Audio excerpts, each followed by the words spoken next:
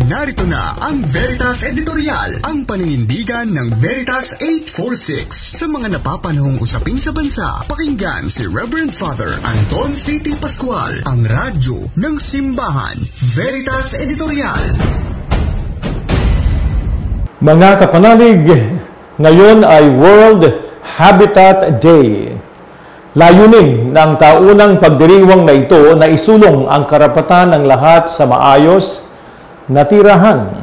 Sa taong ito, 2025, ang tema ng World Habitat Day ay nakatuon sa mga urban crisis responses. Inaanyayahan ang bawat isa, lalo na ang mga pamahalaan sa buong mundo, na tugunan ng iba't ibang krisis na kinakaharap sa mga kalunsuran. Halimbawa, kapanalig, nariyan ang tumitinding krisis sa klima dahil sa climate change na nadudulot ng mas malakas na ulan, matinding pagbaha. Daman-daman natin yan sa Pilipinas. Biktima ng krisis na ito ang mga walang tirahan o homeless, ang mga nakatira sa mga peligrong lugar katulad ng tabing ilog at may mga bahay nga, ngunit gawa naman sa mahihinang materyales. Madalas tanungin ang mga kapatid natin ang mga ito. Bakit kasi nagsisiksikan sila sa Maynila? Gayong wala na ngang matitirhan dito. Bakit nagtatayo sila ng bahay sa mga delikadong mga lugar o yung hazardous areas? Bakit hindi nila tibayan ang kanilang mga tahanan? Walang sino mang gugustuhin na manirahan sa lansangan, sa mga delikadong lugar o sa mga barong-barong na madaling liparin ng malakas na hangin. Yun nga lang, hindi lahat ay may pagkakataong pumili kung saan sila maninirahan.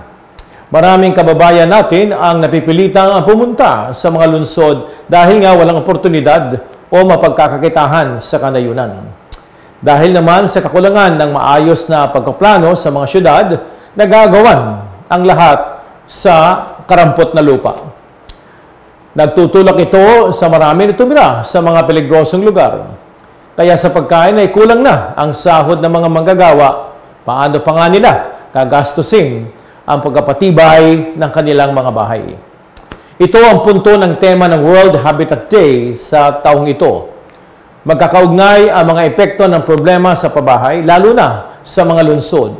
Mula sa mga kabuhayan, mula sa mga sahod ng mga manggagawa, hanggang sa climate change at pagkamit ng lupa, lahat ng mga ito dahil isaalang-alang para matugunan ang ating urban crisis. Pero kapanalig, sa halip na pagtuunan ito ng pansin ng mga leader natin, abala sila sa pangungurakot at mga pangsariling interes.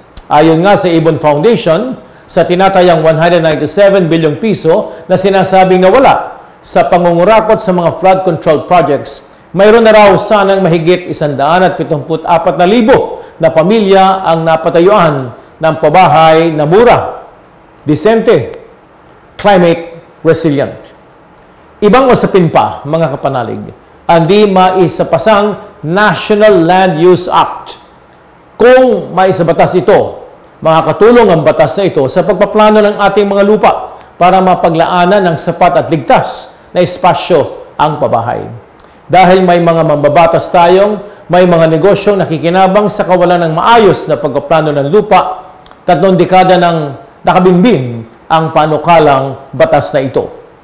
Ang maayos na tirahan ay pangunahing pangangailangan ng tao para mabuhay siya ng may dignidad. Ipinapaalala ng mga panlipunang turo ng Santa Iglesia o Catholic Social Teaching na hindi kailanman magiging makatarungan ang isang lipunang hindi iginagalang ang dignidad ng kapwa-tao. Ang bawat kilos o patakarang ipatutupad ng pamahalaan ay dapat nagtataguyod ng dignidad na ito. Ito ang pinakamahalagang tungkulin ng pamahalaan, ang masigurong ang dangal, ang karapatan ng bawat mamamayan ay maisulong at maprotektahan.